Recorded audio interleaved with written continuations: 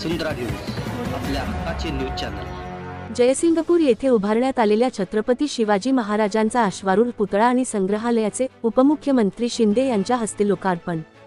जयसिंगपूर येथे उभारण्यात आलेल्या छत्रपती शिवाजी महाराजांचा अश्वारूढ पुतळा आणि संग्रहालयाचे उपमुख्यमंत्री शिंदे यांच्या हस्ते लोकार्पण करण्यात आले।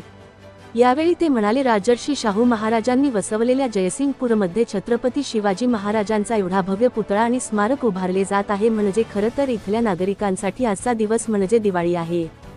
समोर कितीही बलाढ्य शत्रू असला तरीही बुद्धी, चातुर्य, साहसाच्या बळावर त्यांच्यावर मात करता येते, याची प्रेरणा महाराजांच्या या पुतळ्याद्वारे आपल्याला मिळणार आहे। या पुतळ्याद्वारे जयसिंगपूरकरांची 50 वर्षांपासूनची प्रलंबित मागणी पूर्ण झाली असल्याचे याप्रसंगी नमूद केले। जयसिंगपूरला गेल्या 2.5 वर्षात 450 कोटी रुपयांचा निधी दिला असून या निधीतून शहरात अनेक विकासकामे मार्गी लागली आहेत। आताही रेल्वे ओव्हरब्रिज आणि इतर कामांसाठी निधी लागला तर तो अवश्य दिला जाईल असेही यावेळी सांगितले। येथील मतदारांनी महायुतीचा आमदार आणि खासदार दोन्ही निवडून देऊन जो विश्वास दाखवला आहे तो नक्की सार्थ ठरवो असे याप्रसंगी स्पष्ट केले। कोल्हापूर जिल्ह्याची पुरातून मुक्तता करण्याला प्राधान्य दिले असून ते कामही लवकरच सुरू होईल असे सांगितले।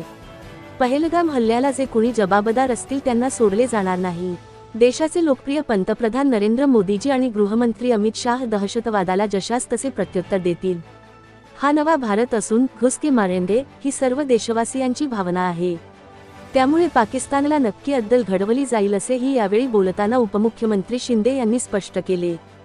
जयसिंगपूर तालुक्यासाठी गेली 25 वर्षे सतत कार्यरत राहिल्याबद्दल माझे सहकारी आमदार राजेंद्र पाटील यड्रावकर यांचा विशेष सन्मान करण्यात आला।